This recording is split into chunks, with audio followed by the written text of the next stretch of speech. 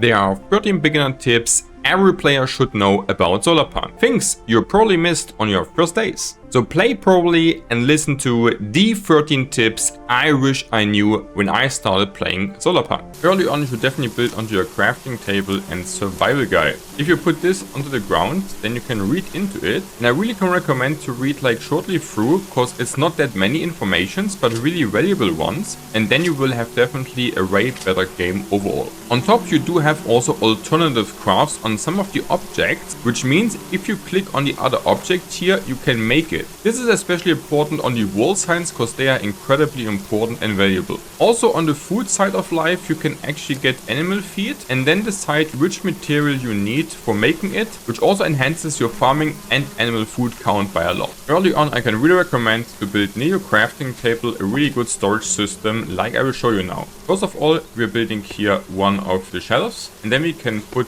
actually 3 boxes in here. On top we also made some wall signs, and we want to make also them on here, and then we can actually also see what is inside there. Now you can name them and say, for example, in the early game you want to have iron here, copper in the next one, and for example Rex on the bottom one. Then we're going to put 2 furnaces next to it. Now we can enter all the boxes individually as we want. It's also important to leave like a little gap on the box, because otherwise you will only target the sign and have a hard time to actually get into the chest. Now we can just put stuff into the furnace, process this here, and afterwards just picking it up and getting it instantly into the boxes for a really easy storage. Also use shift click and then onto the material to move stacks in and out instead of just putting one by one. Like this you can definitely speed up everything. You can also use the stack in button, for example, to move things in a chest really quickly, and the sort button in order to get a good overview how many material you have of each. In addition, it's also really good to have the beehives also really near to your furnaces,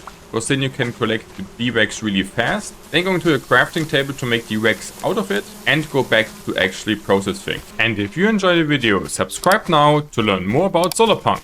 On top, we're also having the farm next to our processing circle here, and also some water. Like this we can water easily early on the farms without needing to run a lot, and also collecting this harvest really quickly and then sorting it in storage systems like this. There's also a really fast way to harvest and replant onto your farms. For this you need 2 empty slots like I have here on my inventory, and we're just going onto the left one. Then we're harvesting, and you see we get now on this slot I'm having my cursor on exactly these seeds. Like this we can now just press E and just right click to replant really fast.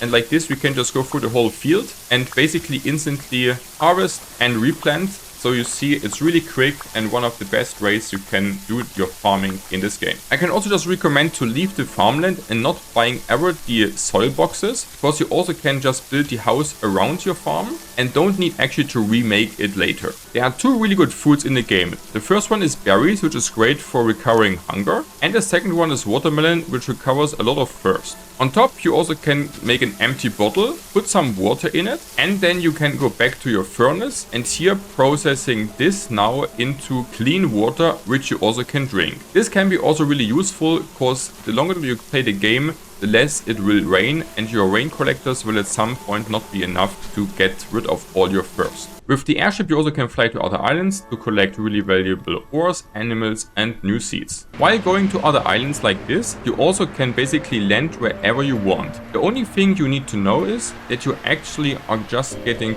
over the ground really closely, and you need also to be really slow. Then you can simply land wherever you want by pressing E over the ground, and then a landing sequence will happen on its own, and you see perfect landing. If you prefer a lot easier way to land, you can also just build new docks on other islands, and then you can just dock here, and this is like way easier to do in general. There are some things you should always get onto your inventory before actually going to new islands. The first thing are map markers. Like this you not only see where you already were, but also what is on the island if you are editing this also. Next up, you should always carry 2 drills, 1 battery, and ideally 4 solar panels. Later on you can also get a windmill, and this is like the perfect setup also for getting a 24/7 online drill to get as many ores as you can. Animal transporters are also really important to carry with you, because a lot of islands having animals, and then you don't need to revisit them and can instantly collect them. Just make sure that you have the animal receiving station on a spot where you want to build your farm, and then all the animals will instantly just get into this position. You can then instantly feed them easy and also prepare the shelters for them here. If you have some wheat selected in your inventory, then also the chickens, for example, will follow you like you see here, because it's their favorite food. This only is possible during day, because during night they are sleeping. And don't forget to make sure that your drills, sprinklers, drones and tree farm is working 24/7, because you can't make enough resources in this game. For this, just make sure also to get some gigantic turbines later, and then you will have plenty of energy to work with. This gives you an insane passive income of wood and all ores. And if you enjoyed the video and want to learn more, watch my perfect starter farm video next.